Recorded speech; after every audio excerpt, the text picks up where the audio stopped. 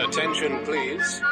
Eastern Airlines Flight 19, now ready for departure. Welcome aboard the Walt Disney World Express monorail. Now, ladies and gentlemen, we're entering the vacation kingdom of the world. There's enough land here to hold all the ideas and plans we could possibly imagine.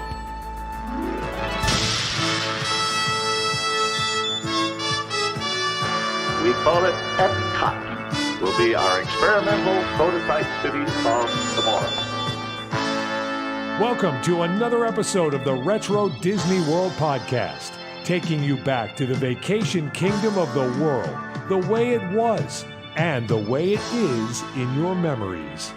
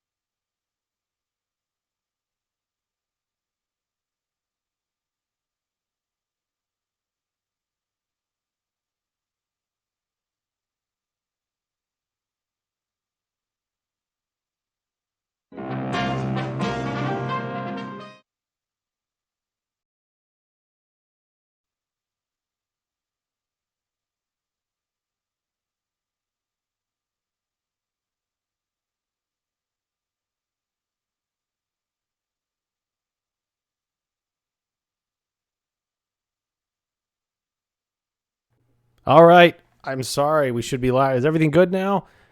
I think we've got it. I'm sorry about that, everybody. We switched microphones last night. So, anyway, welcome to a special live edition of the Retro Disney World Podcast, the official podcast of the Lake Buena Vista Historical Society. I am Todd McCartney, coming to you live from Nova City in Horizons. So, again, we apologize for those technical things. Even in the future, sometimes microphones and audio does not work correctly. But I'd like to introduce everybody from the podcast tonight. First of all, we have Mr. JT Kuger. He's not in Ohio tonight, actually. JT is coming to us live from Mesa Verde. How's it going, JT? I am good, Todd. How you doing? Excellent. Doing pretty well tonight. It's an exciting night. The first time we've ever done this.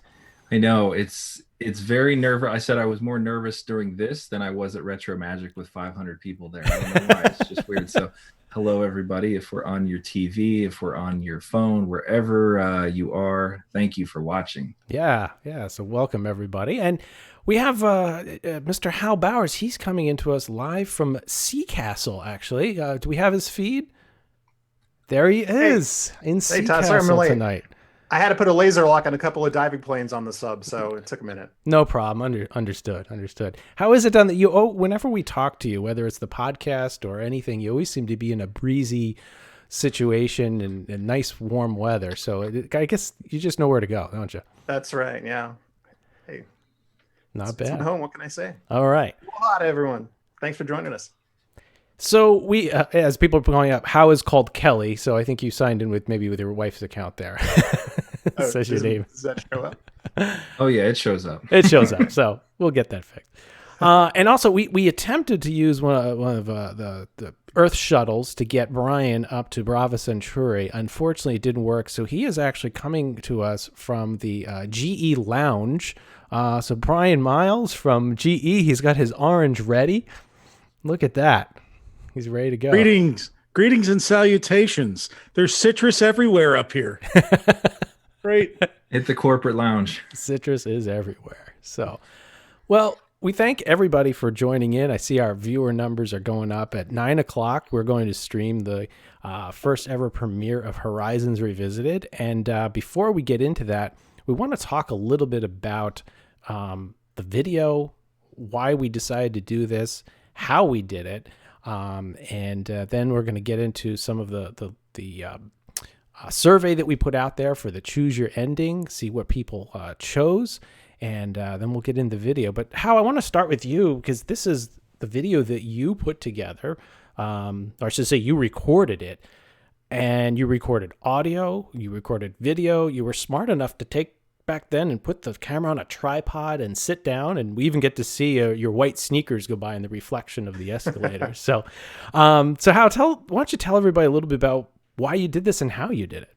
Sure. So this was the 1990s, and as was going on, it was a very exciting time at Epcot. There were a lot of things happening. There was stuff that was closing. There was stuff that was opening. We had inventions coming in. We had things like World of Motion going down. So a group of us at the time just kind of got this idea that we needed to go out and start documenting as many things as possible, because there were rumors, kind of right from the get-go that GE was perhaps not going to sign on again. And I think they neither signed on to responsor Horizons right away, nor did they sign on to sponsor or responsor the Carousel Progress. So we knew the days were probably numbered for Horizon. So our big goal was just to go in and record as many things as we could, whether it be audio, pictures, video, the whole 9 yards. I have to give a shout out to one of my close friends at the time, Mike Lee, who first got the idea to take a wide angle lens and put it on top of a video recorder. He had started to record a bunch of still scenes in places like Mission to Mars and America the Beautiful. And it was really neat because it really opened up to where you could see, a wider vista. Because as we found out from Jeff Blythe, it's like everything with cameras, it's like you're just seeing sort of this thin little slice of Right. what's there. So by I thought it was brilliant for him to come up with the idea of using a wide angle lens to try to capture more. Even though it would be distorted on the edges. And lo and behold, now we can undo that now that our screens are larger. That's right. So we're going to talk a little bit about the audio that you did, but I think the wide angle lens is really what differentiates this source video that we took from most of the other videos that you see out there on YouTube. And you really held the camera steady through the whole thing because it was on the tripod. You didn't pan very much. That was the nice thing. There was enough room on the floor there that you could actually just set up a tripod in the car and just let it go. I did a little mild moving from time to time, but I really just tried to let it go on its own as much as I could to just, capture the essence of the ride. Exactly. Now, I want to talk to everybody a little bit about what we had to do in order to get Hal's video to work. And, Brian and JT and Hal have seen this in the progression and what we've been able to do. The first thing is we had to transfer it off of the videotape, and then we had to do all sorts of things to it to start to make it look good. That is deinterlacing and making the picture stabilized and getting rid of noise, because videotape isn't great. We joke here between the four of us and we're trying to restore videotape. You call it polishing the turd, because no matter how much you get and how much you polish it, it's still a turd. It's just generally not good. And actually, for those of you who attended Retro Magic this past October, you saw this film before we even put it through most of the treatment. During lunch, we projected it on the backstage, and we thought we were done with it. We said, "Oh, this is it. It turned out great, and we were going to release it." What's crazy is I feel like the Handwiches were such a hit, nobody even watched the film, and we were like, "This is amazing, wide angle, it's so good." But now it's even better, and you're probably so happy you didn't watch it then because it's so much better now. You're absolutely right, JT. It's definitely different than it was back then because we've been able to do so much to it. So the real big thing that brought us to this tonight is we discovered this artificial intelligence software. And without going into the real nitty-gritty details of what happens is basically this software takes thousands and thousands of images in a neural network and is able to actually discern what images look like when they get scaled down. And if it reverses that theory, you can try to scale video back up and add detail back in. I had no hopes for it. I sat down with it one day and decided to apply it to this, just thinking, maybe we'd get something out of it. And to our amazement, it really changed the way that the film looked and changed the video quality. So I started sharing it to you guys, and I think Brian included and everybody was like, wow, we got to do something with this. So the other interesting thing is that how you pointed out the wide angle lens, right? Why don't you tell the listeners a little bit what happens when you shoot through a wide angle lens? What do we? It's not what you expect. So shooting with wide angle, what tends to happen, and it depends. The degree to this, what occurs depends on the size of the lens. So if you picture like a traditional fisheye lens, it's like everything, the whole image gets distorted and it basically turns into a big bubble. With this lens, you see kind of the same thing, but so as you move closer to the outside edge of the image, it starts to add curvature to the image. So as you get to the ends, when you saw this tape normally, you would see things start to kind of bubble and distort. And what we were able to do with software is actually start to remove that bubble and get rid of any of that extra curvature that we had, which was really, really cool. And then we did all sorts of other things to it, editing and color correction, which, took a lot to get in there and do. The really interesting part came when we needed to add the audio. How you were smart enough back then to also take a telephonic pickup cup. And for those who don't know what that is, it's a little tiny suction cup that you would actually adhere to the back of an old physical phone. And it would use the magnetic pulses, if you will, in the speaker and be able to record that. So you went on the ride, stuck one of those suction cups over the speaker, and was able to actually probably record one of the best audio recordings ever of the narration, minus like one or two parts. Yeah, well, as that ride aged, the audio systems did start to degrade a little bit. So there were places where the dialogue would come out just in the middle of a sentence. Yes. And that tended to happen even on some rides like the Haunted Mansion as time went on. It's like things would kind of drift out of sync or stuff would need to be cleaned or something. But yeah, it was great. I did that. It's like I used a couple of different microphones to do recordings of the ambient sounds, both in the car and outside of the car from a bunch of different angles. I was lucky enough at the time to be able to afford, digital technology. So I had DAT recorders and mini disc recorders. Did you ride it with the styrofoam head? I'm pretty sure I did. We do have a binaural recording of it. Yeah, we do. So for the people that don't know, Hal would walk into the park with a styrofoam head with how many microphones mounted around it? Like 3, 4? Just two. Just two. And it would okay, I get it too. And he would record rides and different things with this styrofoam head just so it was exactly recorded how you would hear it. It's just like one of my favorite Hal Bauer stories. It's amazing. Walking through security. What do you got in there, son? They didn't care what you brought in back. It's the head of Alfredo Garcia. I want to send a message.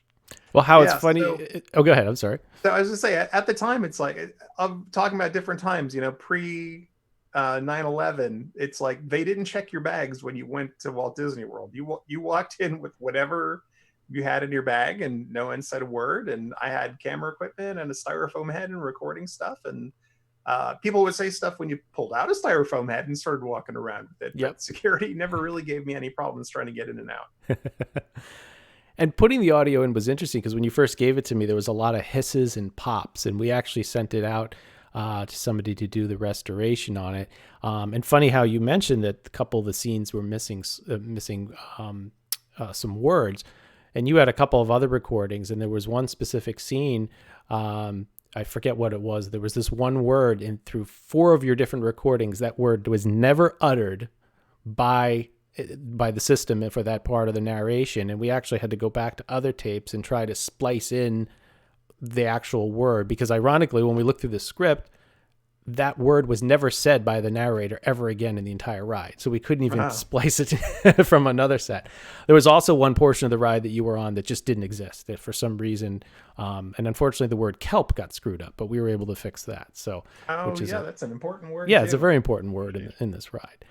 So we sent the audio out, and then we had the challenge of taking Hal's audio, a lot of different recordings from the master tapes that have been circulating on the internet for years, and line that up with the actual ride footage so that we could remaster the entire audio track to match what you were about to watch, what you're watching.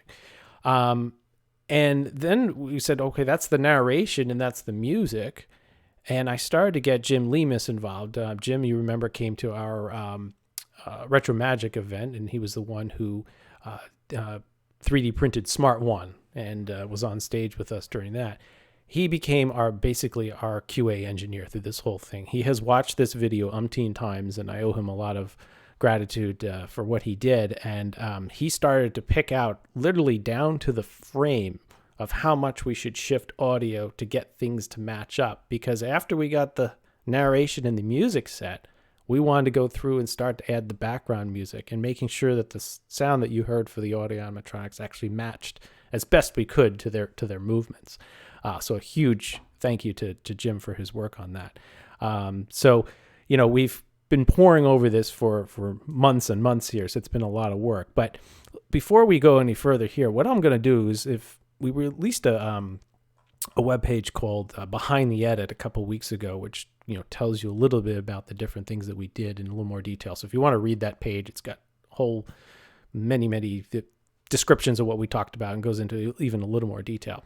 But we had a video on there for those of you that didn't see it, to see how the restoration went. We're gonna play that for you now. So just give me 1 second, and we'll switch. While you're doing it, somebody asked, how many hours did the whole thing take? What's funny is that a lot of the hours were not me or Jim. The hours were the computer sitting down and going through and rendering or doing the AI interpretation. So for instance, an AI interpretation of part of the video would take upwards of 5 to 6 hours, because we go through every single frame and upscale it and save it, and upscale it and save it. And I would let that run overnight. I really don't know how many hours. I mean, we've been working on this for months, so I don't think any of us really want to know. So it was 7 parsecs. That's right. So, all right. So yeah, and by the way, we should have said at the beginning, if you have questions, JT's monitoring the feed here, and also at the end, we're going to do a lot of Q&A after we play the video. And also, if you don't want to put on chat, or chat's moving too fast, you can email questions to podcast@retrowdw.com as well. So we got about 13 minutes to go here, but let me jump over to this other video and take a look behind the edit.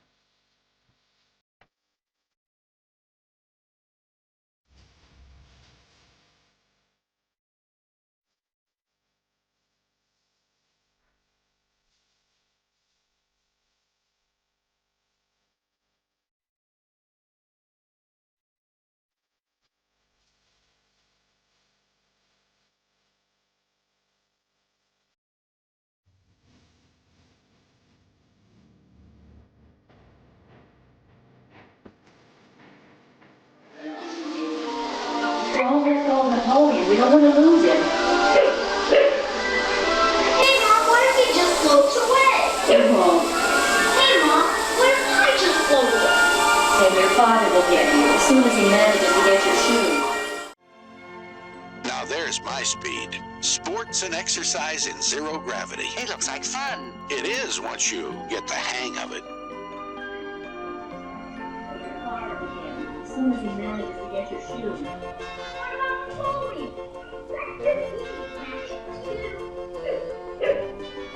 Only fine. Hey, Mom! What is it?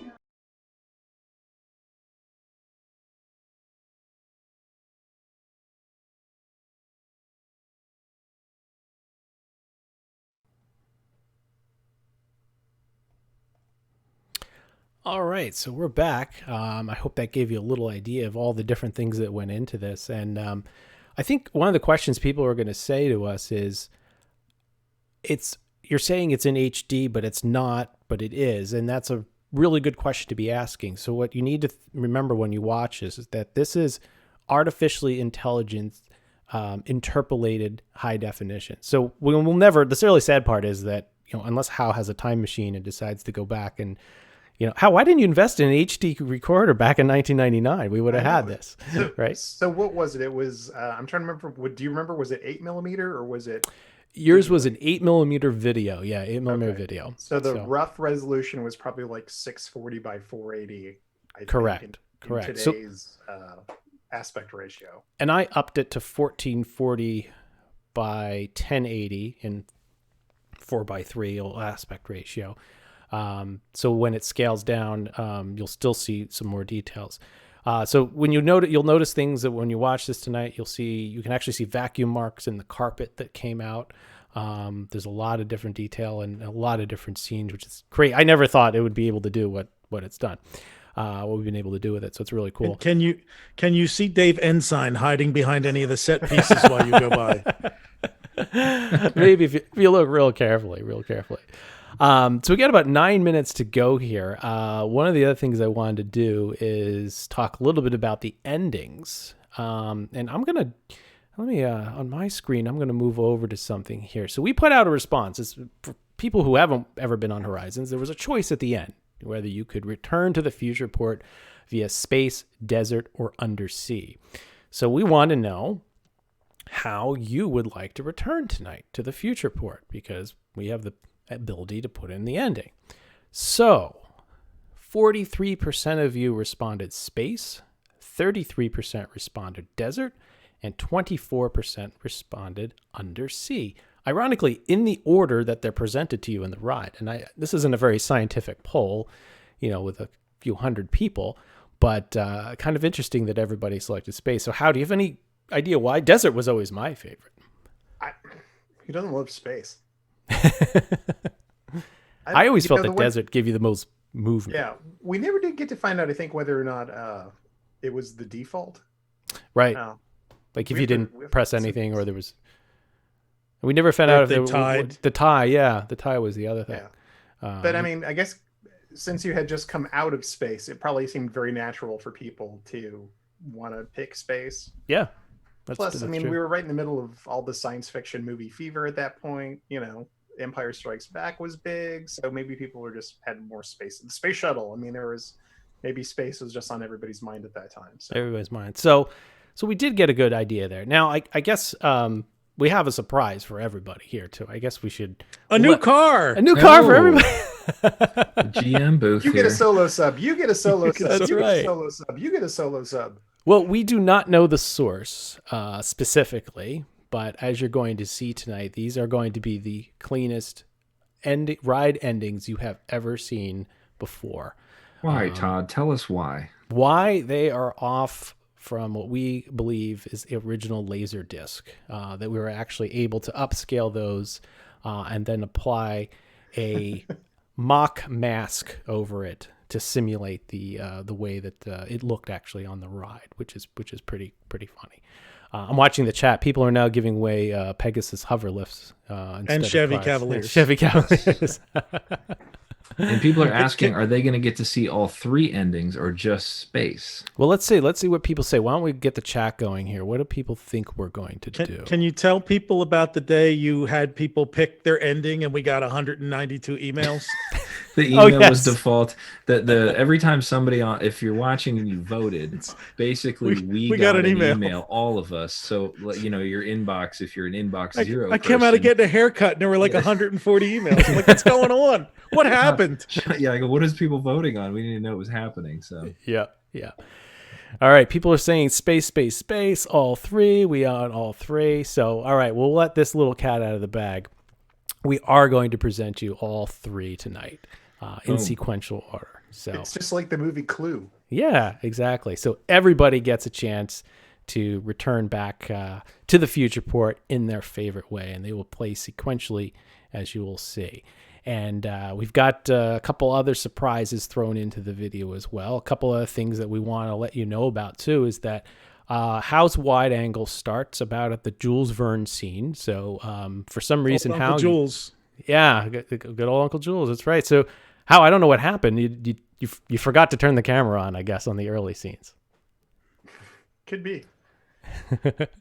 The other thing too is that we'll want to talk a little bit about stabilization. So what we did at the very beginning, as you can find, is that Hal did a walkthrough of the queue. If I knew Hal at the time, I would have told him to carry the camera a little more carefully, because he was a little jostly with it, and the video is a little bit all over the place. So we had to work to blend stabilization versus being able to watch it, preserving what was there and everything. So it became a little bit of a challenge to do that. So I will say that the frames do shift a little bit in the beginning. We've tried to minimize that as much as possible and put in some additional photos and things through the points that were really shaky that would, if you ever want to watch it, let us know. But I think it works pretty well. And again, at the end, Hal does a walkout of the queue, and we were able to do the same thing. So I don't want you this to start and go, oh, it's not in widescreen yet, but or it's really shaky. We tried to balance everything, all things considered, and really go from there on it. So we have about T-minus 4 minutes. So we're going to take questions at the end. And the other thing I want to let everybody know is that we have a huge Horizons announcement at the end. You are not going to want to miss this after we're done with the Q&A at the end. It's, I don't know. What do you think, guys? Just as big as this? Maybe even bigger? It's insane. It is super cool. I'd say, even for somebody as my not dislike, but my unknowingness of Horizons, because I didn't ride it, this even was cool for me. I'm excited about this for sure. Yeah. And it may just require me to buy some special equipment for what you're going to say. That's right. It certainly will. So we've got about 3 minutes. Why don't we take one or two questions, JT? Let's see what we got there. First one is, guys, we're not rebuilding the ride. In your stance, we're not. Unless there's some donor out there you want to super chat us or something, just to rebuild Horizons. That's right. A mysterious $200 million grant, somebody says. Yeah, rebuilding in Tampa. Well, the Void bringing it back at Disney Springs. That's clever, Travis. I see where you're going with that. That would be cool. And doable. VR would be cool, yeah. That's right. What could it possibly be? Allie could make us a dollhouse version of it. There you go. Real tiny one. Yeah. Model, yeah. Little tiny larges that Todd. you could put in there. Somebody says a 3D print of the ride. Is the guy from Country Bear Jamboree in this ride? I'm not too sure that question. Do you know what that means, Hal? Oh, how you want to expand on that? Yeah, Pete Renaday, the voice of Henry, is also the dad that's in the kitchen in Mesa Verde. Oh, that's right. I forgot about that. This is like live listener mail. It's not his voice. I believe we learned at one of the Epcot seminars that they had someone else record the voice, and I don't know if the situation was they couldn't get that actor, but they called him, so he had to match his lips to the pre-recorded voice. Oh, wow. For his live action sequences. That's not easy to do, I can imagine. Yeah. So he shows up on the screen in the little research station where the woman is controlling the robots. Ah, gotcha. That's interesting. So Gary Sullivan says he hears that Roy's cabin is hidden in one of the scenes. That would have been funny to do, but no, it did not. We had that. We had a Chest of Drawers reference earlier too. I forget who said it. Tom Fitzgerald is reprising the role as the Beach Boy. That's funny. The one thing we did have is that what we weren't able to do just with our technology and what our limited resources are with what we know and what we can do we did have some background animations and that were on the television screen and stuff in some of the scenes. And with the software that we have and our expertise, we weren't able to superimpose those on an object that's moving and everything. So we have a good question here. What was the average wait time of this ride? Anybody have anything on that? When it opened or when I wrote it? Well, when you wrote it, we know it was a walk-on, right? Yeah. So I mean, that's the thing. When the ride first opened, it was typically, as were all the rides in Future World, about a 60-minute to a 2-hour wait typically. The Future World rides were very popular at that point. Oddly enough, World Showcase was not so popular. Right. By the time I recorded this in the 90s, that had shifted 180 degrees, and World Showcase was exceedingly popular. and most of the rides in Future World were now walk-ons. Yep. So yeah, that's at this point. I mean, there were occasional, of course you'd have busy days. If it was a holiday weekend like, you know, Thanksgiving or Christmas, New Year's, it's like you could still get a 20-minute line, but through the vast majority of the end of Horizon's operating life, it was typically a walk-on attraction. So what Hao just said was about the time it took to look at the sign and walk and get on a ride. So yeah, I think I think at the beginning of the video, it actually just shows us walking. Yeah, right in. You walk right in. So I think it's time. 9. Everybody's time. excited. It's 9:00. We promised 9 p.m. So, ladies and gentlemen, boys and girls, it is time to enjoy the world premiere of Horizons Revisited.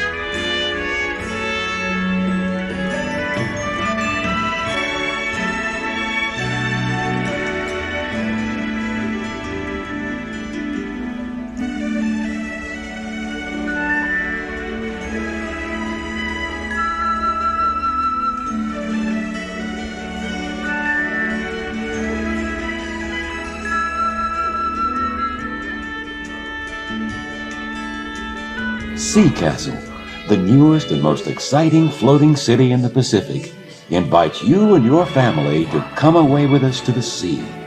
Convenient daily departures by Sea Train and Skylift. Mesa Verde, the most advanced desert reclamation complex in the Western Hemisphere, invites you to explore its wide range of career possibilities. Maglev Express service to Mesa Verde leaves every 30 minutes. Brava Centauri, newest of the exciting Centauri series of space stations, offers remarkably rewarding opportunities in Earth support vocations. Come up to Brava. Space shuttles depart daily.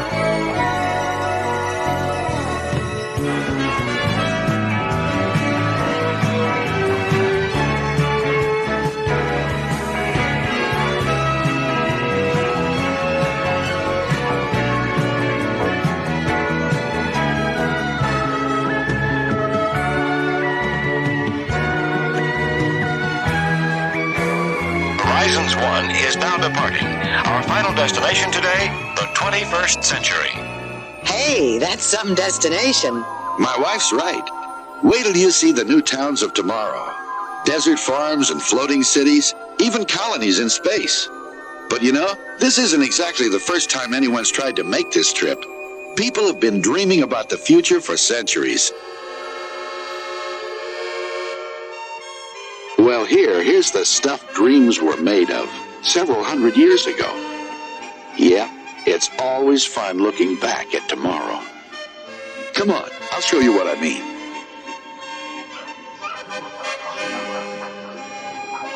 There's the grand old man himself, Jules Verne. This is the way a moonshot looked to him back in the late 1800s. Old Uncle Jules may not have had all the answers, but he had the right idea. He was just a little ahead of his time.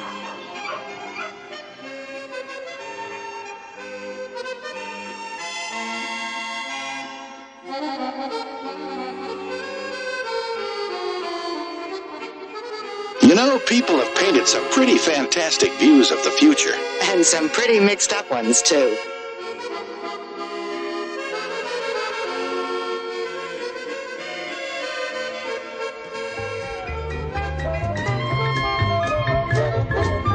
Easy living. It's always been just around the corner.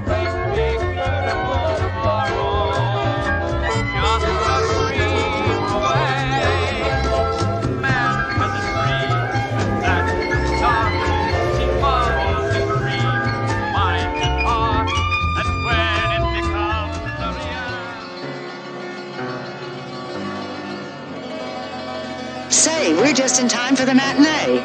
Yeah, looking back at tomorrow through the movies of yesteryear.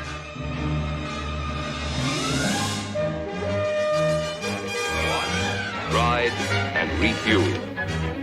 As Father chooses the route in advance on a push-button selector, electronics take over complete control.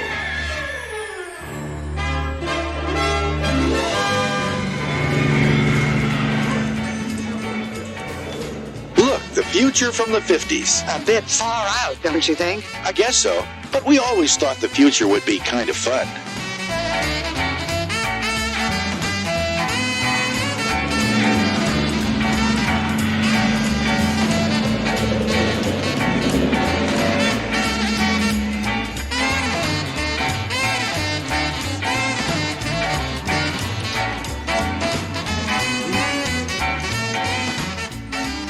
I suppose people have always dreamed of the future.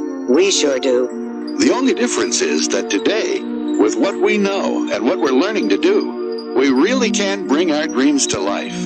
It takes a lot of work, but the truth is, if we can dream it, we can do it. Tomorrow's horizons are here, today.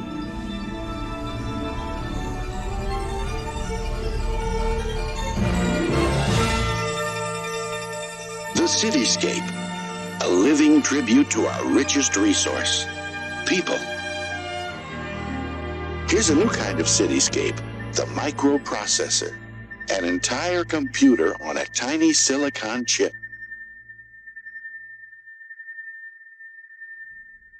Crystals, inspired by nature, now engineered by man for an ever-growing role in microelectronics.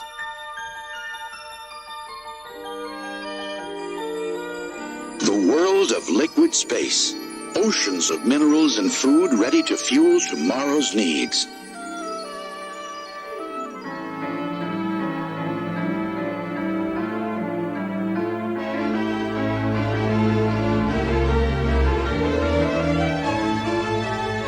The DNA chain, life's molecular blueprint. Decoding its secrets is leading us to dramatically improved health.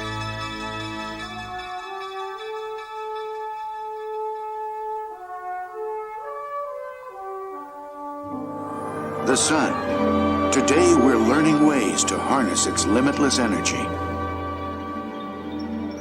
What you've just seen are the building blocks for the future up ahead. And while it may look fantastic, remember, it's all possible. That's right. And we ought to know. We live there. Come on, take a look at 21st century living, on land, at sea, and even out in space. But let's start off at our place.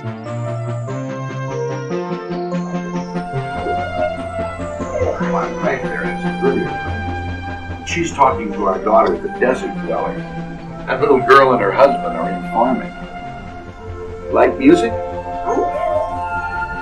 My wife there is a good ear for music. That's our daughter she's talking to. She's not the military then.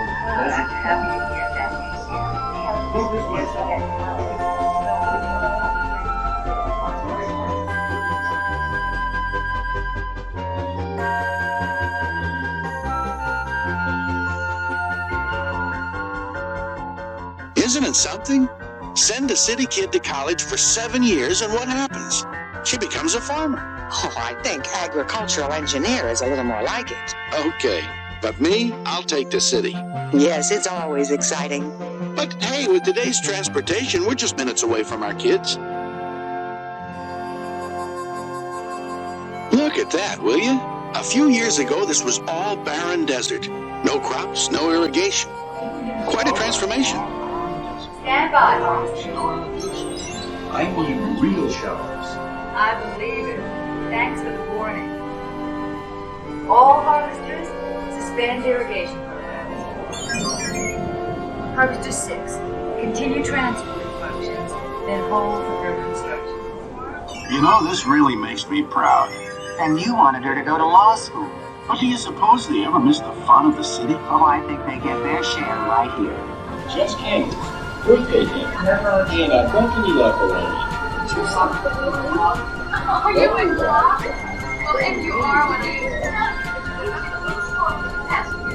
Very funny. Come on, be serious now. Why would I be late? You're always late. Always late? I mean, you gotta be kidding. I'm a very punctual guy.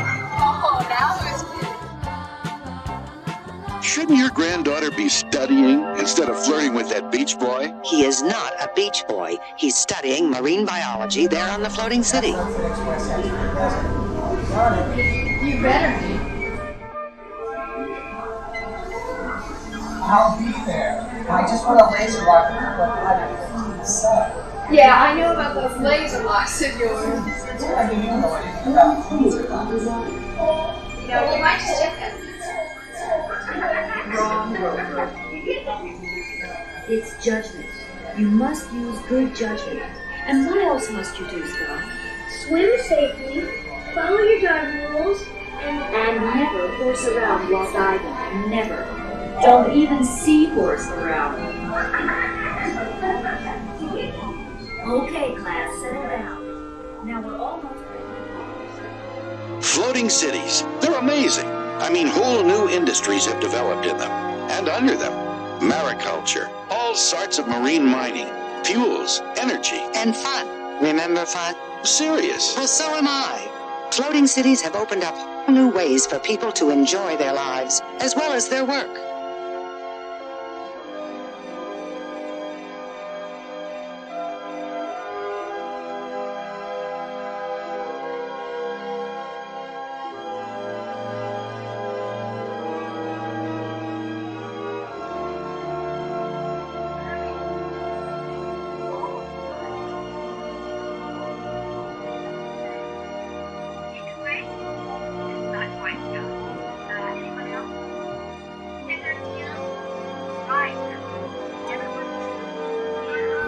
There's always been something sort of mysterious about our oceans. We knew they were filled with valuable gifts for us. Yeah, water and seaweed. Very funny. But seawater has become an excellent source of energy, as well as being valuable for desert irrigation. And kelp. Seaweed. Kelp is a tremendous source of low-cost fuel. Oh, we found lots of good things under our oceans. And don't forget space. We found lots of good things out there, too.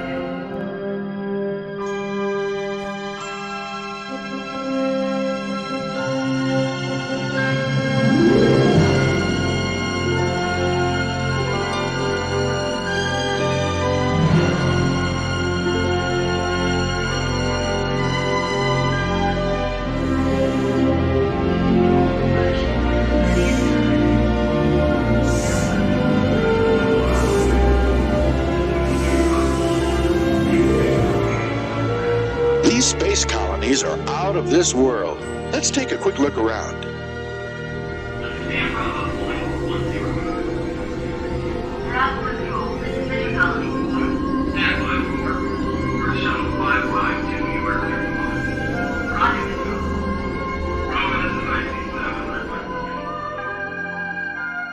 is the new frontier. Our son and his family wouldn't live anywhere else. Hey, maybe you and I ought to move up here. Oh, what a wonderful idea.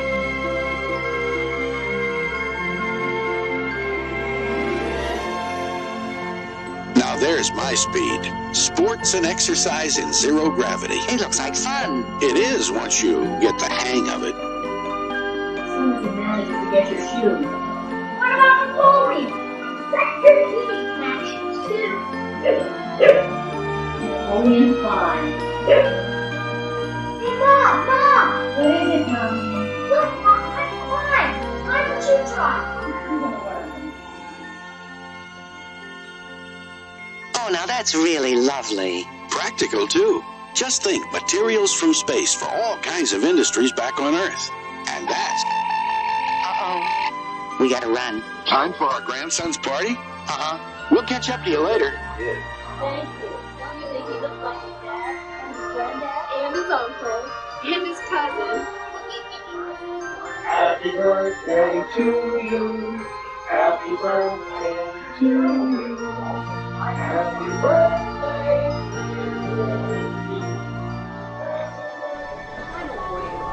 Horizons 1.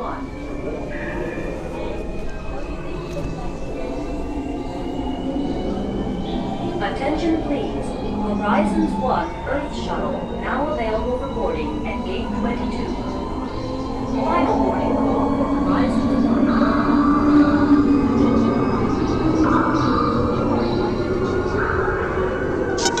Attention Horizons passengers. You are invited to choose your own flight path back to the future port. Please look down at the lighted panels in front of you. Press one of the 3 ride choices: space, desert, or undersea. Everyone can choose. Majority rules. All passengers, make your selections now.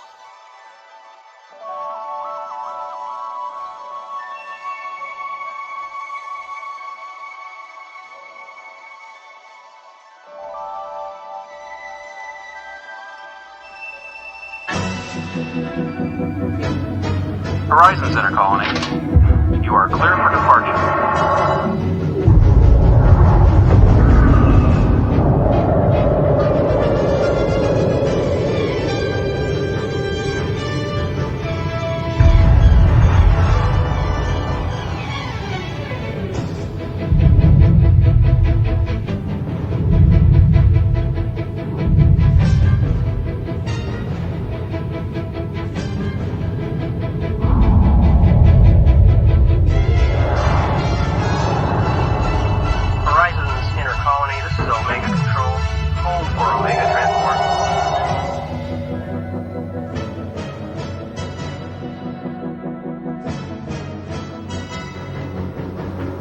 Horizons Hoverlift, you are clear for takeoff.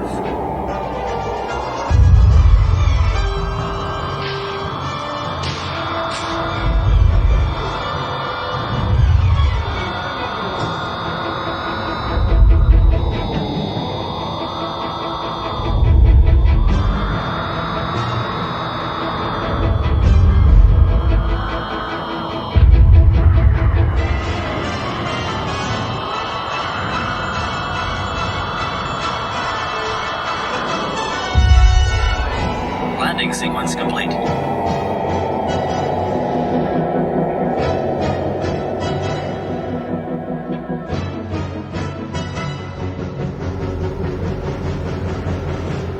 Horizon Solo Sub, dive chamber 4 is clear for descent.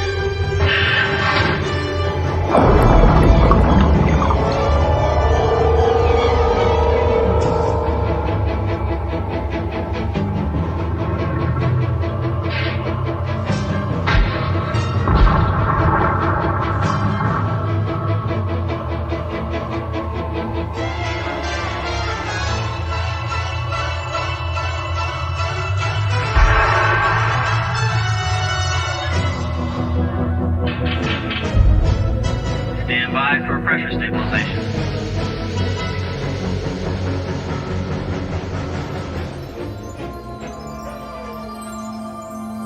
Well, we're almost back from the future. Oh, it went by so quickly. Yes, but one of the nice things about traveling into the future is that the journey's just beginning. That's right.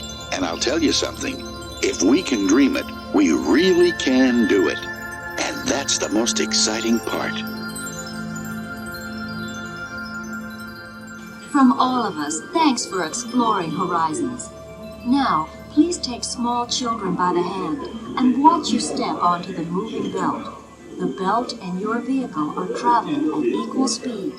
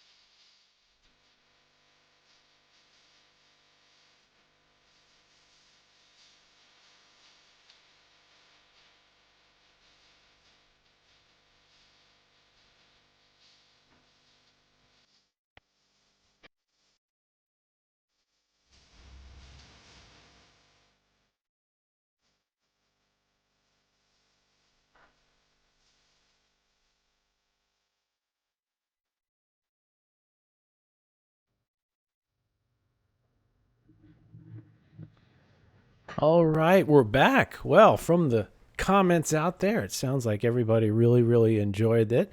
So we're going to do some Q&A here as well. I saw one of the first questions that came up was like, can you watch this? And absolutely, in about 5 minutes, it's going to be auto-tweeted out, and it's going to be available on our YouTube channel. But first, how? Did you catch an Earth shuttle? What? I did. Well, Where are today's you? transportation. We're only minutes away. So, plus I heard there was a birthday party with cake and hopefully some pie. So, is that Davy's birthday party by chance? it is Davy's. Yeah. Happy all right, birthday, all right. Davy. I saw that in the chat. Somebody says, anybody have to be named Davy in here by chance? That would have been great. That would have been great. So we're going to do some Q&A in a second here. I want to say a thank you to my son, Conlon. He's actually in the kitchen transcribing all of your questions and getting them over to JT so that we can answer them here. So we're going to go through a bunch of them. But I see people are already dropping off. Don't drop off. Well, I think I'm going to keep you guys on for 1 second here. I think After this. Yeah. I think we'll do the Q&A here in a minute, but I see people dropping off. We're gonna throw you guys a bone. Let's do a little teaser to keep you on here. Let's take a look at this. Hold on 1 second here. Oh, we're disappearing.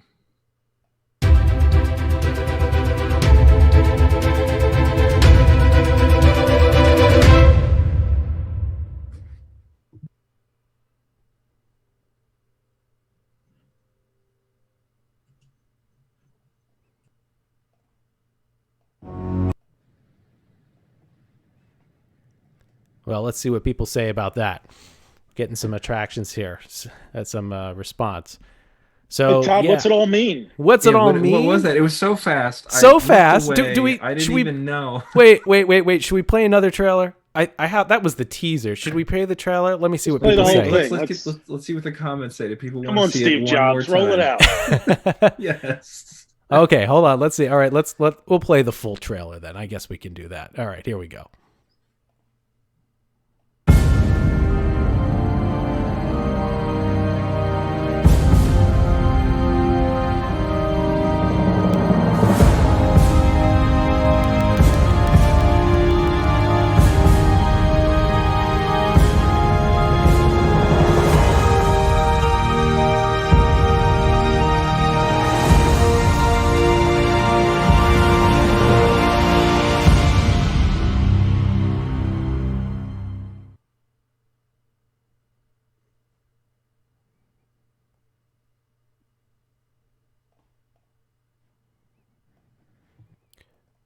All right, so we're back. I think we've got a lot of jaw open responses there from people. So, yes, if all goes well, technically, we should have this available next Wednesday night. And we're gonna send these teasers and trailers out later tomorrow. So we were actually able to take Howe's video. We did some calculations on the speed of the ride. And then we did some calculations on the average distance between two human pupils and figured out if we could take the one camera shot and delay one eye and see the same camera shot delayed by a couple frames, could we get 3D out of it? And the answer was yes, it actually worked. I was dumbfounded by it. I was sending these guys some pictures of it. And actually, if you guys, if any of you who are watching us, go back and when you see the trailer and stuff tomorrow, if you can do those magic eyes and cross your eyes and bring the two pictures together, you'll be able to see how well it worked. So there are some Make sure nobody's in the room to scare you from behind. Yeah, your eyes will stay that way. Exactly what you said there. So people are asking, is it going to be available on YouTube? So there's a couple ways. It's going to be available in red blue glasses. It's going to be available in a format for your 3D televisions, and it'll also be available in a format that will play on YouTube TV, Google Cardboard, and such. But you mean like red blue glasses, like the guy on Back to the Future? Yes, Biff's sidekick. Yeah, you can exactly. So we've got that all set up. We are in the final testing stages. And again, a big shout out to Jim Lemus because he is our number one. He's got the only person I know right now that I can talk about this with and has a 3D television to test it with consistently. So what's really interesting about it is we have to be careful about blending things, and certain scenes work and the movies don't. So there'll be some very seamless transitions from 2D to 3D. But I'll just say this, I put the headset on and watched it the other day, and my son got an orange out, and in the scene he throws the orange under my nose. But then we got to the DNA, and if you thought felt like you were spinning, you're gonna feel like you're spinning when you watch it in a headset. So the trailer will run again tomorrow. So I think we've saved a couple people from dropping off there, and Brian's got his orange ready. No. All right. Well, we're going to take another half hour here or so, and we've got a lot of viewers who want to have some questions and answers here. So, JT, you got the viewer mailbag. They're coming in fast and furious. I do. And what do we got? Well, thank you, Conlon. If you can hear me, I appreciate the diligent note taking. Your middle school skills are right on point. You're ready for high school here. How many hours did the whole project take? We kind of touched on that before, but just a quick recap if people missed that. Yeah, I think CPU hours, it took any time I wanted to upscale it. It took about 5 to 6 hours to upscale the entire video, and then just countless hours testing. It was a lot of time. I don't know what the total time is, CPU versus human, but it was quite a bit. But we spread this over a month. This has been a long project. Yeah, it's definitely and when Todd was saying it as we're doing the year of film, I think it was perfectly timed and perfectly done. It's been super cool to see happen. So yep. Is there another ride you want to restore like this? And I think that depends on the footage we have, right? Yeah, there are 2 that we have in mind. Actually 3 that I have in mind that we have footage. You did record a couple others in widescreen. There's one particular one that I know we should be able to do. I don't know if we're going to get the quality that we can get, that we got out of this. But there are a few other things that we want to do. And also, too, we're going to be releasing the A Day at Magic Kingdom, A Day at Epcot. And we took those and actually upscaled them. Not quite as much as this one, but we were going to get those out as well for people to watch. So stay tuned. This was a big project, but yeah, we do have a couple in the hopper that we want to take care of. Okay, next one. Are the animatronics still alive from Horizons? I mean, do we know where they're at? Is that from what I've heard and seen? I mean, we've all seen that picture of the demo, and it looked like some of the scenes were fully intact as they were demolishing the building. But I'm sure some of it's out there. Yes. So as far as we know from sources, is that the the animatronics were pulled apart and used for spare parts for other attractions. That's to the best of our knowledge. The one thing that we thought was interesting that actually Dave Ensign pointed out was that the little figure of the girl that shows up in the holographic display inside of in Nova City, where she's talking to the mom, that's actually the same exact size as the little Yoda figure in the Haunted Mansion. So Dave Ensign believes that they actually swapped those 2 out at some point, and they replaced the old little Leota with the girl from Horizons. So when you go by little Leota in the Haunted Mansion at Walt Disney World, it's actually the little tiny figure of the girl in the holographic display from Horizons. Isn't that crazy? Wow, look at that. That's great. I did not know that. What else we got, JT? Who all got to ride this? I think everybody but me, right? Yep. I believe that's correct. Yep. Did the ride vehicle lean back at any time during this ride? No, it didn't lean. It was suspended on a roller coaster type track with wheels, and just move from left to right and take turns. The only other sensory that you got, that there were rumble speakers, so to speak, or subwoofers in under your butt, and during certain scenes they would rumble, especially in the ending scene there where you had all the all the finale scenes that were selected. Okay, we got 2 quick ones here. Why aren't you guys wearing the Horizons cast member uniforms? Well, I commented while we were watching. I said if we had them, we probably would. Yeah, and polyester is still itchy in the future. So yeah, and we're wearing our uniform here that Todd made us all wear. No, I'm just kidding. What was the average wait time for this ride? And we talked about that earlier. It just depended on when you went, but when Hal filmed this, it was pretty much a walk-on. How many concourses were there? So in reality, there was only the one. But when you walked up to that board that said how many gates there were, it listed 8 gates split between two concourses. Concourse A, which was a door that you could go in, had gates 1 through 4. And then Concourse B, which was on the opposite side, which was a fake door, had gates 5 through 8. And if you look at the future port, sort of the call board, like you would see in an airport, there were a pretty wide variety of destinations. Everything from places like Mesa Verde and Ville de la Mure to Sea Castle and Nova Cete, and it would tell you how you would get there. So you could go by Skylift or Lev Express, which is kind of like their maglev train, by shuttle, by sea train. It was pretty neat the way that they laid that all out. Right, thank you. How? Seems like they cut out the space shuttle launching to the space station. Did it change over the years? So no, but what happened was there's actually a couple of scenes that didn't make it into our film because the length of the films inside were actually longer than the time it would take you to ride through. So if I'm correct, I don't believe we got the space shuttle or the space shuttle going to the space station, which then transitioned into a DNA chain. Oh no, we got the DNA. It transitioned into the Landsat photography. Okay. That was the one part that we unfortunately didn't get to see. So. Okay.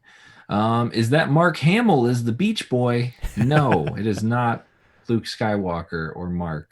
Who is it, guys? Tom Fitzgerald. There you go. He's a current day Imagineer.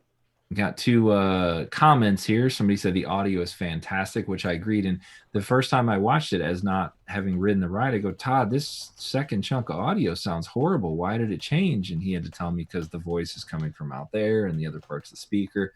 Lots of attention to detail there by Todd. And then somebody else said brings back lots of memories. So that was very cool. I'm glad he could do that for you here.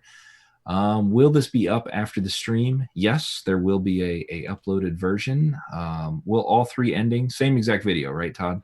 Yeah, same. In fact, people are saying that they can't see the video, so I'm on the site right now just making sure that our settings are correct. It says visibility is public, so it should be out there now. We tweeted out 9:30. It has all 3 endings. It's exactly what you saw tonight, minus the 3D trailer, which will premiere tomorrow. Okay. When is the next event? Well, if you're talking online event like this, I don't know. I think it went pretty well so far, so maybe sooner than later. And then the in-person event, 2000 tomorrow. We're doing it every night of the quarantine. We'll ride it out together. That's right. That's right. Yeah. It might just be us eating dinner, but yeah, we'll just sit an here. orange here. Come ask questions now and then. Yeah. Brian eats an orange. That'll be tomorrow night. That's right. Which next question, I saw this pop up a lot. People want World of Motion like this. Is that a possibility, Todd? Yeah, I will say we have footage of it. So I'm sure that will get a lot of people excited. I have not looked through it in great detail yet to see what we could do from it. It might be another one where we have to break it up into sections and do some individual scene adjustments based on color and everything, and then do the enhancement. So potential. The good thing about World of Motion and also the good thing about Journey into Imagination is that we have a lot of good source audio specifically for Journey into Imagination, and we have some decent video of Journey into Imagination as well. We also have a show that we want to do too, because I think I chopped up one of your videos of a show into 57 individual videos, so which is pretty fun. Crazy. Should we tease that out?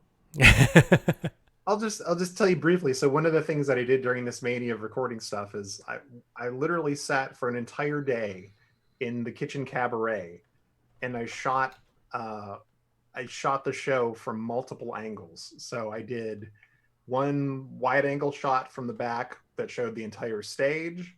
I had close-up shots of each individual character. I did shots of groups of characters, knowing that someday in the future, maybe I would have time to try to edit something together. At one point, I thought maybe I'd be able to do like on DVDs when you could switch the camera as you were watching it. But it was a cool show, and I knew that someday we would do something with it. And finally, the day is now. So we're going to edit together a supercut of the Kitchen Cabaret show, like no one has seen before. Hey, here we go. Can we do the first Figment ride, Journey into Imagination? So it's good potential for that as well. We do have some great source footage from how did you do that one in widescreen as well? I can't remember. You know what? I can't remember. Yeah. At this point, you know more about what I shot. Yeah. There's so many things. You don't remember Todd, what you did how 30 many, years like ago, Hal? 20 Come on. tapes or something? Yeah, I think you sent me 25 or so VHS, another 38 millimeter. Yeah, it was crazy. There's quite a bit. So I have to go through them and figure it out. Got a few more here. Somebody said, is the octopus now placed in the Anaheim Pirates of the Caribbean?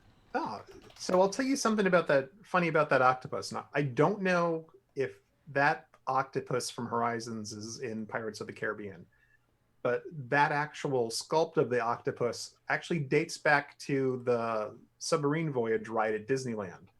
So the fish, there's also like a giant sea bass in there that was also used on the submarine voyage, which then also got used at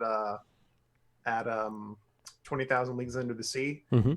Those date back from that ride from I think it was 59. Oh wow! And they literally just pulled new sculpts out of the molds and used them for there because they had them.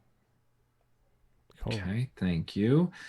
Will you consider releasing more restoration process details, Todd? So the behind the edit page, we sell that as a tour. if you want to buy the tour, it's a hard ticket. Nap. It's a glorious 3-hour tour. I wrote quite a bit of what we did in terms of the detail. I shouldn't say the details of the software we're using, but the processes that we went through. In the behind the edit article that's on our website. So if you go to retroww.com and head over to the behind the edit article, just scroll down on the front page, you'll see it there. That will provide you a lot of good information on it. If you have specific questions, feel free to write to us. The AI software used is by a company called Topaz. It's a brand new piece of software that came out, and we used a variety of other commercial off-the-shelf software, Pinnacle Studio for doing the final edit and cut, and then we used a lot of filters and stuff that have been around actually for 10 to 15 years in the public domain that even to this day they still work really, really well. And for the noise reduction and deflickering, we use the video processing unit called Neat Video. Works for a number of different products, and plug that in. And it's funny because people were seeing what I was doing deflickering, like, "Are you using Neat Video?" I was like, "Yeah, we are." So it was all in all, the number of pieces of software that we probably totaled up with somewhere in the neighborhood between, I would say, 15 to 25 different individual pieces of software, filters, effects, and then if you add in all the audio cuts, it was quite a bit. So, okay, all right. Was there any other source of audio for the animatronics besides the shuttle family scene? I think what they mean is the background audio. Maybe I'm thinking, and I think I know why they're asking that. Is that the Mouse Bits, which is a torrent website and has a number of different audio clips for Horizons. If you download their whole pack, so to speak, Horizons pack, the only scene audio that sounds really good is the one from the family. We have not come across anything else. What you heard tonight from the variety of different scenes, such as the Beach Boy scene, the baking the cake, the happy birthday scene, etc. Those were actually taken from most of them were taken from Howe's in-ride audio, because he did another recording where he pointed a microphone out and pointed a microphone behind him, and we were able to take those out, clean them up. And what you don't hear is that in a lot of those, Howe recorded, he picked up the audio animatronic audio very well, but there was still background music. So the reason you don't hear that is that we actually took the background music track and I shifted it to match perfectly with the audio animatronic track that had a slight background sound to it.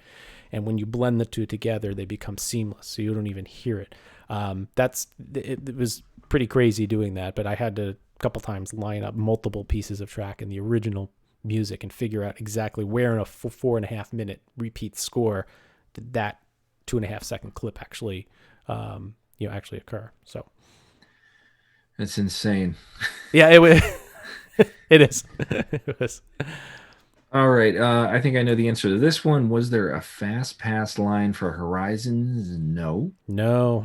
Didn't make it there. Fast Was pass it- came I feel way like after. It might have been out by then. No. It had come out by 99, I believe, Yeah. but you didn't require one for Horizons at that point. I mean, Horizons is, what was the capacity, Hal? 1,500 people an hour or something like that? Something like that, yeah. Yeah, which is absurdly large. So you never had to wait for it. You could just walk on. We've been asked like 7 times by the same guy. I want to make sure they get an answer. Who originally scored the Omnimax film? It's my next one. It was oh, for good heavens. What's his name? Shoot. Who wrote the songs for it? Was it It's on the tip of my tongue. Hal. It was George something, right? George? No. Not Bruns. Tchaikovsky. Come on. This is why I threw it to Hal, because I've forgotten his name too. I know. I'm trying to think. Sorry, I was trying to look up. Someone's going to George Wilkins. There it is. George Wilkins. George. He said it in the comments. I knew someone would come through with it. Thank you, Yes, people. and the synthesizer part was played by a gentleman named Michael Boddicker, who was a very famous studio musician at the time for doing synthesizers. So It's also a has pitcher some for the real Kansas City top-billing Royals. talent on that. Mike Boddicker was a pitcher for the Kansas City Royals. Oh, there we go. Multi-talented. So the OmniMax Theater was part of the DNA chain, right? Correct. Yes. Okay. Was that the big section at the front of the building that we see in those depressing demo photos? Yes. So yes, the tallest area contained the OmniMax films. In fact, kind of the ride layout is all built around those screens. So yes, that is an absolutely accurate statement. Okay. Although it wasn't directly in front of it, that I believe if I have my layout correctly in my head, you would be sort of in the back side of that. I think when you went by the screens, I'll have to check a schematic. So this is a two-parter. First off is both about the Laserdisc. Will the Laserdisc footage be available online and basically raw, or I think we're just putting it with the full video, right, Todd? Yeah, right now it's just with the full video. What you saw also too was with a fake how drew that mat over it to make it look like you were on the ride. The Laserdisc MP4 that we received, it was a little. I'll tell you this: they did not transfer it properly. They left it interlaced and then turned it into progressive, which is a bad thing to do. So I wanted to scold the person who did it, but we did what we could with the footage. We could have even made it better, if you can believe that. It was full 4:3 without the border around it. So there is a lot more to that scene, and potentially what we might do is make a little video where you can watch all 3 without the border around it as well. After I detox from Horizons for a little bit, maybe. The one thought we also had too is that how you have, this would be an interesting piece to see if people can outdo us. We could always take your widescreen footage and say, here it is, public domain, see if you can beat us. And you also, your tape, which I have aptly named Mostly Horizons, this is not, what you saw tonight was just not the only ride through How Did. He went through numerous times doing different things. So one time through, he did this widescreen. Another time through, he zoomed in really close on different details. Another time through, he did something else. So there's a lot of footage out there that, if you really had time, it runs almost 2 hours that you could chop up all the different pieces of it. That was never our goal to, make something like Martin Makes and go into the great detail. The goal here was to recreate the ride experience, which is what we tried to do. So we did a 3-part podcast to give you the other details. Exactly. So, okay. Scents is, were there any scents, smells besides the oranges? Orange was the only one. Yeah, we were also asked if the scents in Soarin' were the same exact scent as Horizons. So I will say after speaking to somebody of very high authority in the scent industry, that it was indeed the same scent. Oh, there's a bombshell. Mm-hmm. We had 2 questions on the prologue and the promise. One was, where exactly was it in the ride? And the other was, when was it removed? That's a great question. The mural. Hal, I'll let you take that one. So where it was in the video that we just watched, when you got off of the ride and you saw that kind of rainbow tunnel with the rotating disc in the center, which you can't see from the video, but it had the GE logo in it, and also some of those sort of like electric effects touching it.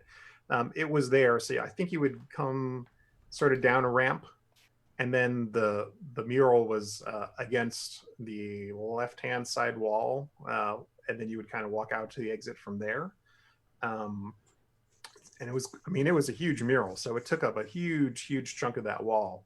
And it's nice. You could kind of stand there and just look at it and ponder it and enjoy it as a piece of art. I don't have the exact date. I think it didn't go.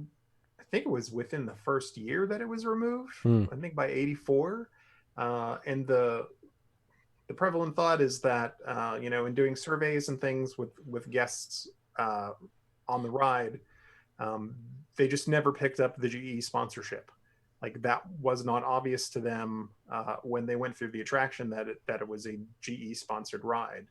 So they made a couple of changes to try to accommodate the GE as a sponsor and try to make them feel better. So one was interlacing more of the GE theme in the music throughout it, the "We Bring Good Things to Life" song, which you could kind of hear playing under certain sections. At the end, unfortunately, because this was post the GE sponsorship, they turned it off, so you couldn't really appreciate it. But at the end of the ride, between the Choose Your Future section and the unload, there's kind of these sparkly fiber optic swirls that you see come up. Well, when GE was sponsored the ride, that actually ended in a big giant fiber optic GE logo, which they then turned off the logo part, but they left the rest of the sparkly lights on.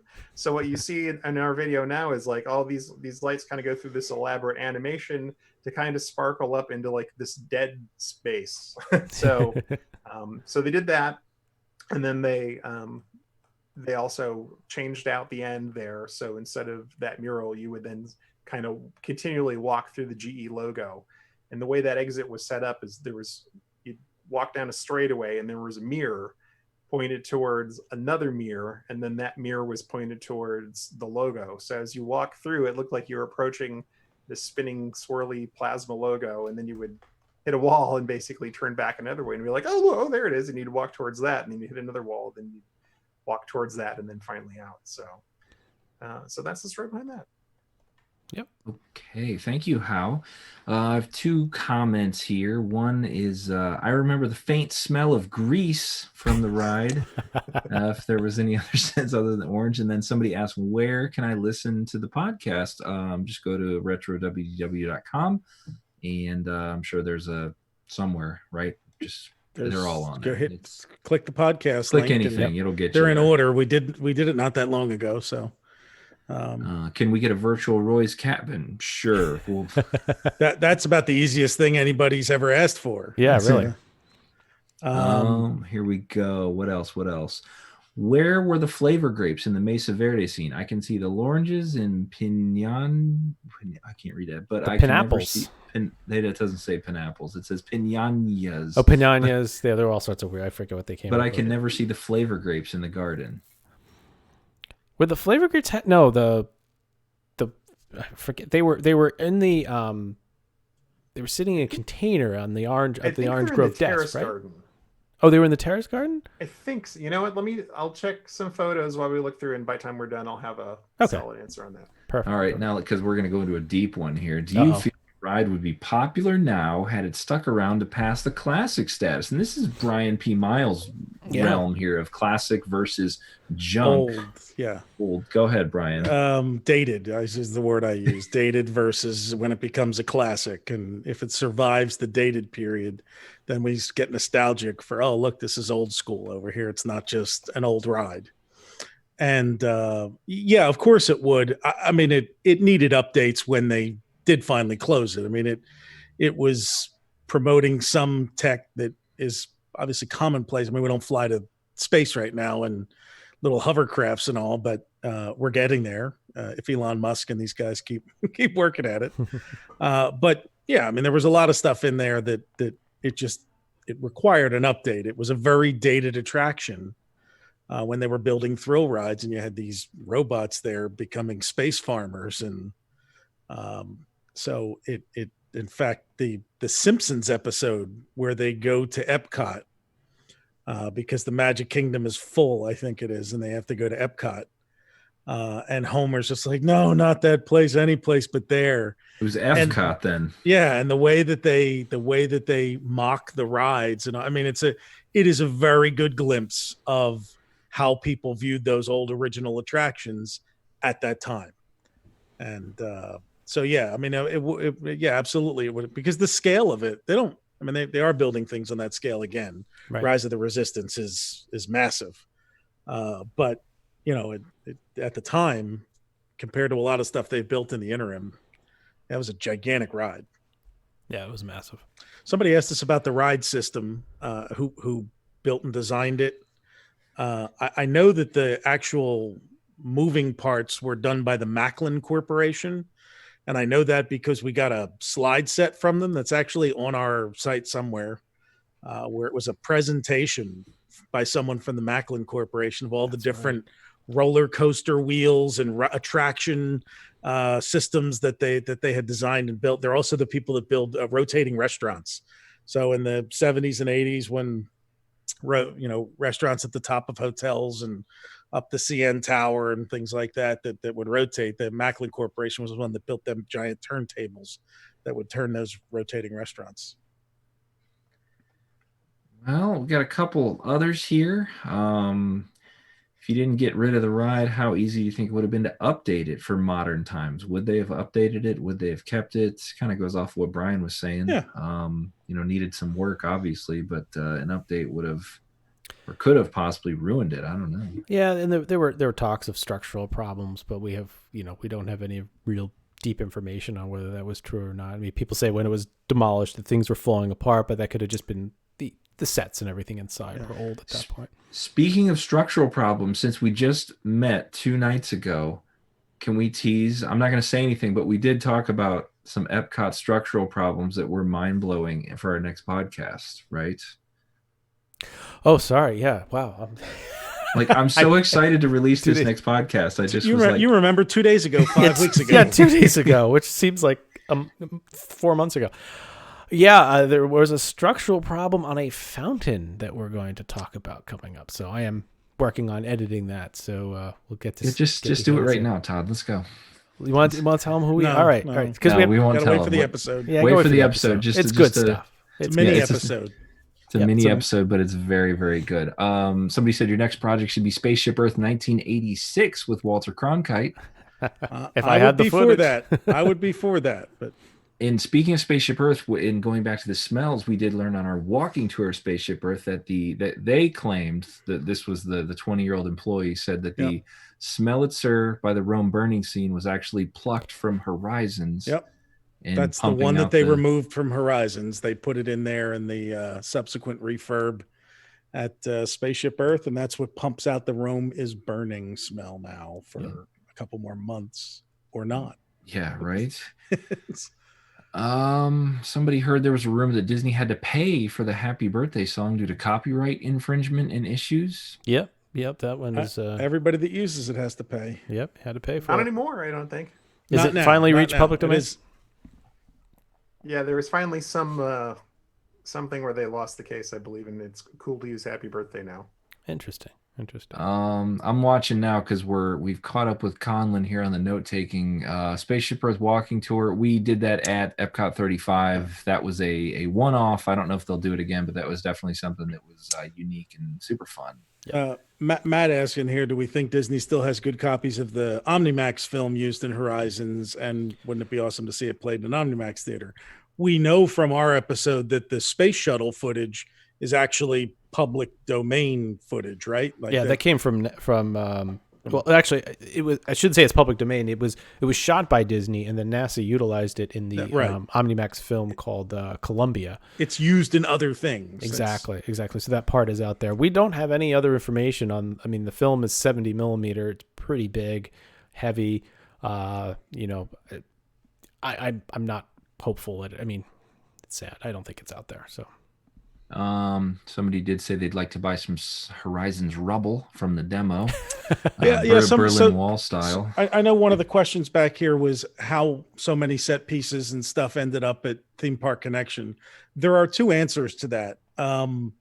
The archives comes in and takes what they want, and it's obviously they can't take everything, so they pick things that are particularly representative of the ride. Or innovative for the ride system or things like that, a ride vehicle, those kinds of things they take. And then there are certain executives, employees, those kinds of people, lead Imagineers that will remove something and keep it for themselves. And after it's in their garage for 15 or 20 years, they then decide to send it all to auction. We've been seeing a lot of that lately, guys like Sully Sullivan and people like that putting their entire memorabilia sets up for auction. And so you're suddenly seeing animatronics and ride vehicles and stuff go up listed there. The last piece is the demolition crews. There's the demolition crews we know go in and they certainly sometimes remove pieces during the demolition process if they think they can sell it. They're not supposed to. But, it disappears off the site for 5 years and then it shows up at Theme Park Connection or somewhere else. So those are the three basic ways how that stuff kind of makes its way out of there. Well, and actually, they had a long-standing thing. They used to have this thing called property control. And when, if there was one thing that is very hard initially as a fan for me to wrap my head around versus a company viewpoint is that, these things are all just assets. This is stuff that was made, created, brought in, there was money spent on them, but they weren't necessarily treated as art objects as we would think them to be. So in the olden days when they stopped running the Swan boats, it's like, well, that was just 10 boats that they had to get rid of. So property control would put them up for sale, kind of like today Cast Connection gets extra merchandise and things. And in the 70s and 80s, you could go to property control as an employee and buy Swan boats and all kinds of things that they had extras of. So stuff like ride vehicles would probably just get tossed, but little chunks of things, it's like could very well end up being sold through property control and end up in collectors' hands. And I think as you got into the age of mouse savers and things, they just actively searched for companies, or they kind of got rid of property control, and I think they said, oh, let's outsource this process to someone else, so let's send in a third-party company to kind of raid things and pull stuff out. And the other thing that happened at that time was they would also go in internally and just pull things out to reuse for display purposes. Right. So a lot of the props from Horizons ended up just going to the display department. And that's how the one ended up in Mouse Gear, like the chunk of Journey of the Dreamfinders mobile from that went there. Another one of those went to the Disney outlets, and they could use that for pieces and parts. So some of the stuff just went into storage as well. And I guess they probably picked, okay, what's worth keeping and what's not worth keeping. And they outsourced some of it and kept a little bit and demolished, the hard set pieces that they couldn't save. And now it's a lot more of a developed process. As with everything with this company, is that as they found there were value in certain things, now there are specific vendors who come in and take set pieces and things like that and get them. And some you can buy, some end up with private collectors, and so all that stuff. Yeah. Yep. We got the planer in front of Mission Space. We've talked about that before, but that is the shape of the Horizons building. It's still there if you'd like to take a gander at that. This is a good one, and I think it's I really don't know if this would ever happen someday. They asked, has Disney officially recognized the Lake Buena Vista Historical Society? And no, but there's always hope. We never know. Yeah, I mean they worked with us obviously for Retro Magic. Sure. They're aware of us, and which is great. Yeah, there they are. Here's those nerds. Yeah. Nice. So there's one question I say in here that got missed is who sourced the original Omnimax film. So what we know is that that film was actually developed by a person named Eddie Garrick. So he was big into computer animation at that point. So I believe he is the one that ran point with probably a number of other providers to do sections of that, because I know we had everything from 3D computer graphics to macro photography to aerial photography of New York City. So there was a whole lot of stuff going on. But he's the one that actually put that together. And there's another famous computer animated movie called The Magic Egg that he worked on after this thing for Horizons. So he's another guy that we want to try to find sometime and talk to him.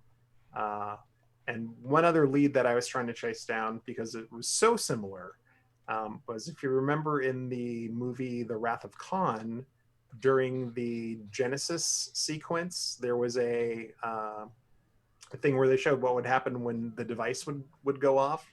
And there was another very, very similar, like traveling through a DNA sequence. And there turns out there is this professor that was in, I can't remember now if it was UCLA. I know I have it in our Horizons show, who was like the guy who was working on imaging the DNA sequence. So my assumption is that Disney went to him, after Wrath of Khan, because I believe Wrath of Khan came out first, and probably had him re-render it. And every time they rendered it, it got better and there was more details. So I believe that guy was probably the source. So there's a little bit of connection with Star Trek there. Cool. All right. We have this one, which I don't know if you guys know this. Maybe you do. GE used the DNA sequence in a commercial that aired during the 2002 Winter Olympics. Oh, wow. So if you have that link, send it to us. podcast@retrodwdw.com. Well, there's a lot of questions here. I mean, just lots of comments. Let me see. Summer said, which I'm with you on this one, and I kind of was watching the video very closely this time. She said, "What makes Horizon so special? I never wrote it, but I'm fascinated by it." And I think there's many pieces that make it special for everybody. And when you put it all together and you actually visually and physically take it in, I think that's going to be something that you can't get even in this great video. It's almost like when you see the Grand Canyon, you don't realize it until you actually go there and see it, and it's just massive, and it's one of those things. But I will say, watching this with this audio quality and the video quality, the music just to me was just like, wow, this is really cool. That's what's doing it for me. The animatronics for animatronics, the visuals you can get, but I don't think it's the full experience on the video as opposed to seeing it. But that music, it doesn't matter. You still your ears only do so much, and it was amazing. It was like really spot on, Todd. So that's what did it for me, Summer. And I don't know, maybe something else for you, but Brian, what do you have for it? For what? What makes Horizon so special? What makes it so special? We'll go around and then we'll end it here. So we covered that. Look, you picked your own ending. It was a massive scale. It was a positive futuristic ride. When virtually every futuristic thing that was done in the 70s was like dystopian. It was this positive future of what the future held for us and how we would get there and how great GE was going to make everything for us. Yeah. And it was, as you know, it was a quasi sequel to Carousel of Progress. So, which, they had the blueprints there for what made a great attraction. And as I've often said about the golden age of, the Epcot attractions and the first, really until they opened Maelstrom in '88, that first 7 or 8, 9, and really Wonders of Life. I mean, it was the marriage of the first original generation of Imagineers. And then it was also the first push of the second great generation of Imagineers that worked with the first generation. Right.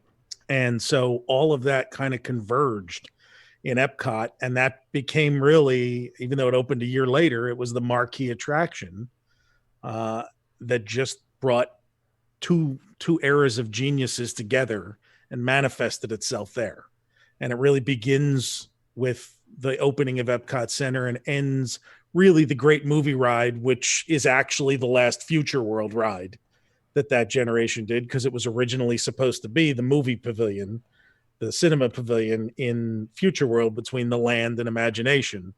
And they decided to take it over to Hollywood, to the MGM Studios, and make it the centerpiece attraction there. Right. How, what do you got? I mean, I think Brian pretty much wrapped it up very well. That'll teach you to catch me off guard. That's right. Brian, take us out. So, I mean, all that's true. It's like the scope and scale of it is enormous when you go in, just the giant sets. I mean, and may or may not be obvious from watching the video, but you basically moved up 2 or 3 levels during the course of the ride. Oh, so, yeah. You're going up and down and changing elevations, and these sets are really big, and it's all interconnected, and it's just a lot. And, yeah, definitely. It's very well designed. It's plausible. There was nothing that you would see that was like, well, that's ridiculous. If you go back and watch the video later on, it's like you'll see in these painted backdrops, there's always something moving, done with a lighting effect. So when you're in the city, there's like trains going by that are done with light projections, or when you're under the water, there's little submersible vehicles going back and forth. So everything was very active. It was kind of, as Brian said, it was the pinnacle of the old school attraction. It had everything, every trick that they had ever learned over the course of 40 years of making attractions, went into this attraction, and then some new ones on top of it. So exactly. It was kind of the end of an era of doing a massive, single attraction. Yep. I think also too, it was really the, it wrapped up Epcot completely, right? You hit on all the different things, the hard sciences, the soft sciences, looking in the past and looking in the future. And there was a lot to it. So I think that's what really, resonates with myself too, was just all that promise of the future that was sitting in front of you, and all that amazement that you had that went with it. So I think we've certainly said enough about where it is. We know it lives in all of your memories, and we really hope you enjoyed this tonight. We certainly enjoyed bringing it to you and restoring this for you so that you could experience Horizons again. And hopefully this gave a little smile to your day. We're all going through a lot, and hopefully this gives you a little glimmer of look into the promise of the future that's still out there. So thank you very much for listening.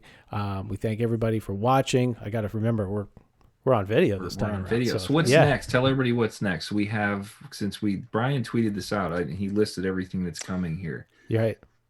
So we released SeaWorld last week. Yes. We recorded our interview. Should we tell people who we recorded the interview with now? Yeah, might as well. Yeah. So, you go ahead, Todd. It was Gene Brisola, and he is actually the creator and designer of the original Epcot fountain. So we're going to be we tracked him down. We'll be talking to him all about that.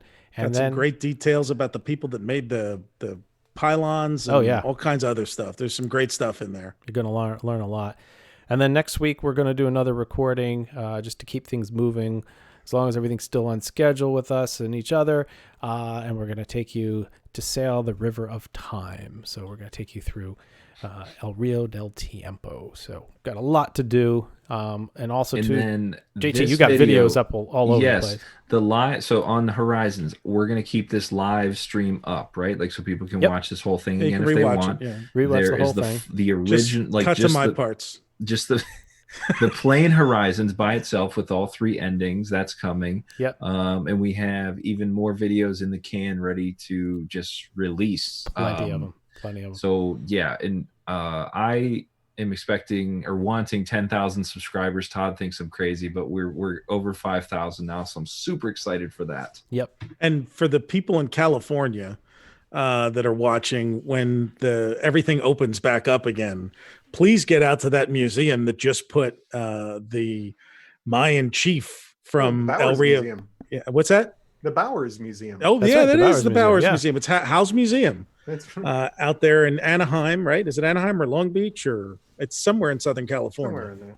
Yeah, that they just put out a display of some stuff from Imagineering, and that figure, which no one has seen since they took it out of there when Donald Duck took up residence. That's right. And so get down there and see that, and send us your selfies with it. It's great. really cool. Yeah. Oh, it's in Santa Ana. Santa Ana. There we go. So watch the winds, but enjoy the breeze. Manure spreader jackknife on the Santa Ana up there. You should see my shoes. Woo! That's a Fletch reference. There we go. I did check for the flavor grapes. Yeah. I'm going to have to look closer at more photos and videos because they are on the table in the Mesa Verde scene as one of the genetically modified foods that are hanging out. So they must be somewhere. Okay. We know they did a really intricate job. There's stuff that I never noticed looking at that scene over and over again. It's actually behind JT's shoulder of there were rows of the loranges up the middle, but then the next row over, I think, was bananas. And then there were some of those like there were trees closer to the ride vehicle that had like the three, I guess, I don't know how to describe it, like the 3 apples in a row and the 3 pears in a row. So the flavor of grapes must have been somewhere in there. And we just didn't notice. We'll do some research and bring it up on the next podcast. And to the person up there who said we didn't talk about the Stars Hall of Fame in the SeaWorld episode, send us an email so we can add it in comments and corrections when we record next week. That's right. That's right. That'll give us Howell a chance to talk about the Stars Hall of Fame. And Florida Festival. That's right. Florida Festival. And I got to talk about hula pie anyway. So we got so many other videos coming too. We got the Griswolds, our own version of the Griswolds going to Florida that's coming. Unbelievable footage that we got in. We got 16 millimeter footage that dates to the preview center. It just goes on. And we have a couple from, I believe, Virginia. They narrated their entire trip to Epcot Center. That's coming. Amazing stuff. So it's gonna be great. So this here's Epcot Center. Exactly what it sounds like. It sounds. You can tell they're definitely from Virginia. That building over there is crooked as a dog's hind leg. No, it didn't do that. It does. Oh man! All right, I got to see this. All right. Well, on that note, again, thank you to all of you for listening. Thank you very much for watching. We're really happy to have you guys on and have all you listeners out there. Hopefully we'll eventually do something again like this live. And again, a big thank you to everybody who helped put this together. Jim Lemus for all of his QA work, Paul Durso for his audio work, Martin Smith. I can't even remember everybody in the video, so I apologize if you're in the credits. Special thanks to my family and Colin tonight for jotting everything down and getting us in, and to you guys for helping us. Thanks to the folks at GE together. for letting me hang out in the lounge. Yeah, they bring good things to life. They rebuilt it for tonight. Good things to life. So, with that, everybody, thank you very much. Give us a subscribe on YouTube. Find us on iTunes. And with that, everybody have a great and safe night. Thank you. Bye. Ciao. Bye-bye. Bye.